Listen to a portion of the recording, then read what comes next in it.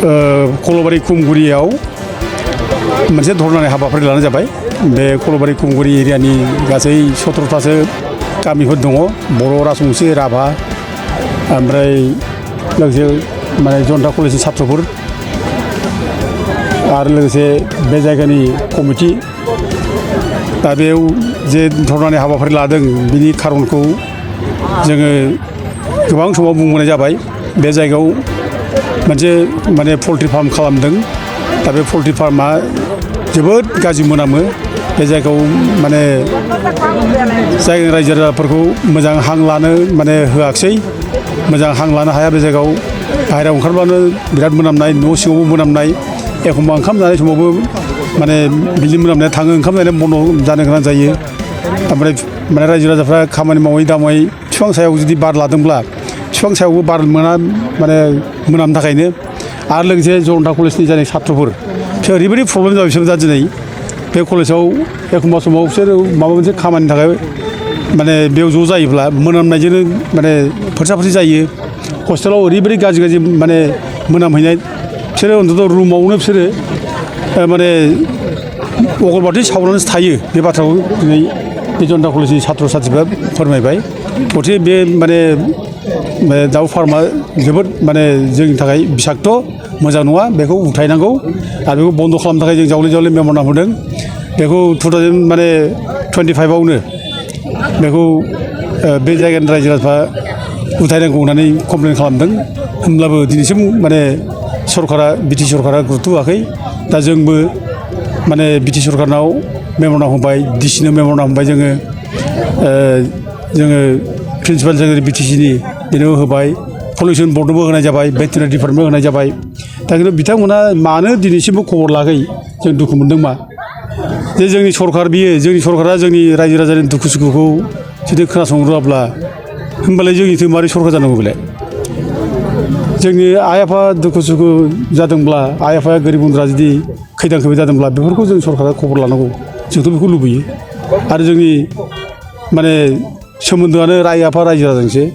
आइ आफा रायजो राजानि सुखु दुखुआनो जोंनि सुखु दुखु, गोरिब गुन्द्रानि निदान खैफोदानो जोंनि निदान खैफोद। बेबायदि साननायजों जुदि जोंनि बिटि सरकारा जुदि एसेबो जुदि खबर लायाब्ला, एसेबो खोनासङाब्ला, एफा गिदिर दिनै खैफोदाव दं बे जायगानि रायजो राजाफ्रा। 17था गामिया दिनै एफेक्ट जाबाय, मोनामनानै थानो हालिया। जनता कलेजनि छात्र फरायनो हालिया। आरो बे खुंगुरि माने एम इ स्कुल दं, बेनि गथ'फोरखौ फरायनो हालिया। माने खुगा खाथेबायनानैसो फालिजों मुथुबायनानैसो दिनै क्लास खालामनो गोनां जाबाय। मास्टारफ्राबो मोजां माने क्लास खालामनो हालिया। बेबायदि अबस्थायाव दिनैसिमबो जुदि रायजो राजाया कमप्लेन होनायनि उनाव बिटि सि सरकारा एसेबो खोनासङाब्ला बेथ' अननाय जागोन। बियो बिटि सरकारा मुगैजागोन, गाज्रि मोनजागोन। दाथ' रायजो राजाफ्रा बे जायगानि रायजो राजाफ्रा दिनै गाज्रि मोननाया फैगासिनो दं। मानो जोंनि सरकारा मानो खबर लाफायाखै दासिमलाय? मानो खोनासङाखै? खबरथ' लाफैनांगौ खमसे खम। मा जामारदों बेथ' गिदिर बाथ्रा नङाना। दिनै बिटि सि सरकारा बे जायगानि माने गावसिनि पार्टिनि मानसिफोरखौबो लिंहरनानै रायलायनो हायो मा जामारदों। आरो गावसोरनो फैनानै बेयाव खबर लाफैनो हायो मा जामारदों। नों खबरबो लाफैया, गावनि पार्टि मानसिबो रायलाया, ओरैनो मेम'रेन्डाम होब्लाबो खोनासङा। मा जागोन बेलाय? अब्लाथ' बिदिबा रायजो राजा दलद थानाय नङा। आन्दलनाथ' जागोन, गिदिर आन्दलन जागोन। थाल लानाया मोजां। रायजो राजाफ्रा बे जायगानि रायजोफ्रा खुद्रिबाय, बोराबबाय आरो गिदिर आन्दलन जागोन होननानै बे जायगानि रायजोफ्रा बुंबाय। आन्दलना जालांसिगोन, गोब्राबनिफ्राय गोब्राब आन्दलन। आरो बे आन्दलना जुदि गोब्राबनिफ्राय गोब्राब जालांब्ला बे बिटि सि सरकारनि इमेजआ, BPF हान्जानि इमेजआ थानाय नङा, मोजां जानाय नङा। साबधान जानाया मोजां। आरो रायजो राजाया देरसिन, रायजोनिफ्राय देरसिन जेबो गैया। आरो जोंनि थाखायबो जोङो पार्टिखौ देरसिन साना, रायजो राजाखौ देरसिन सानो। आरो रायजो राजानि बादै जों खुनु जेबो खामानि मावनो हाया। ओंखायनो जों रायजो राजाखौनो देरसिन साननानै रायजो राजानि सुखु दुखुआव जों लोगो लाफानानै आन्दलनाव जों बाहागो लाफैगोन, जों माने सहाय खालामगोन।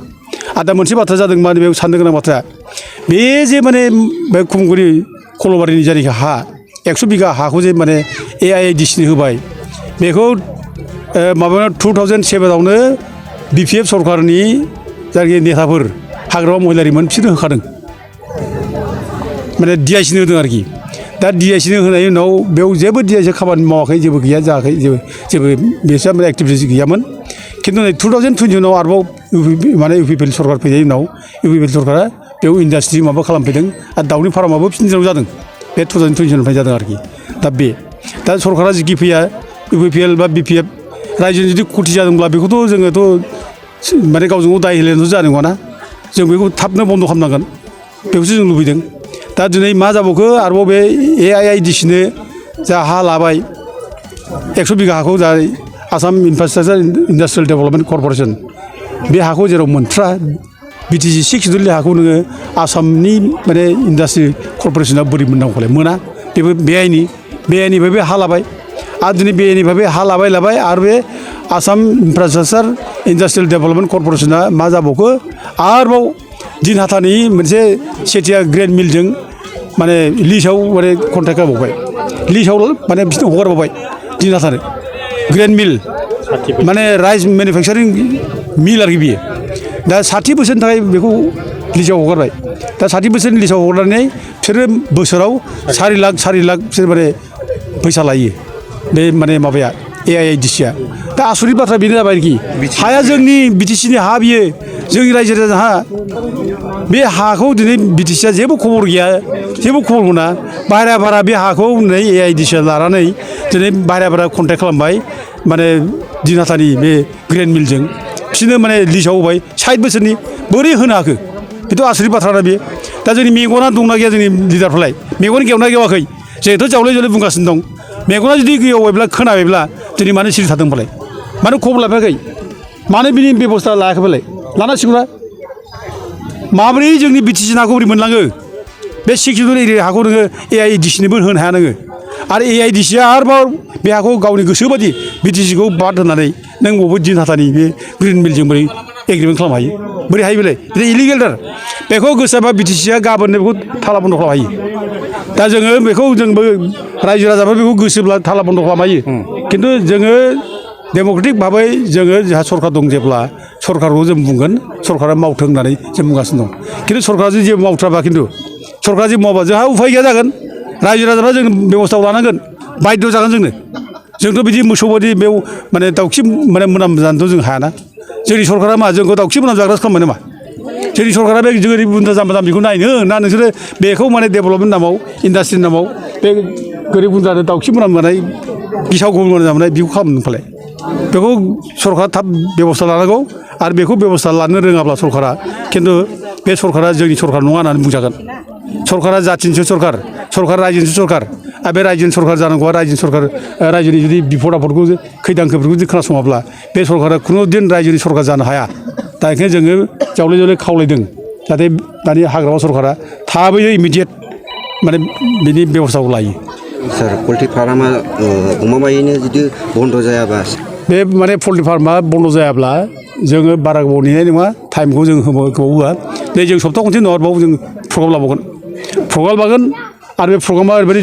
जरदारनिफ्राय जरदार जालांगोन जरदार जागोन बे समाव माने BPFनि नेताफ्रा दानि BTC सरकारा गावसिनि भुलखौ सुद्रायनायनि खाबुखौ बे समाव मोननाय नङा बिसोरो खोमाना लागोन बिसोरो बे समाव खाबु थानाय नङा बिसोरा टाइमा बारग'गोन रायजो राजा जुदि बिराद बिखा बिख्लो हाबनानै गाज्रि मोननानै थायोब्ला बे समाव जेबो नुजाफैयाब्ला बै समा खिन्थु टाइमा बारग'लाङोब्ला खिन्थु बिसोरो बे समाव माने गावसिनि उनथा खालामब्ला बिसोर बारग'नाय नङा बिसोरो राहा मोननाय नङा बिसोरो बेखायनो आन्दलना जालांगोन जर जुलुमनो थाब माबा जुदि बन्द खालामाबा गोख्रोंनिफ्राय गोख्रों जालांगोन आं दिनै बेखौ फोसावनाय जायो आरो रायजो राजाफ्रा बिराद बयबो रेडि थागोन जों रायज्लायजोब्बाय रायजो राजाजों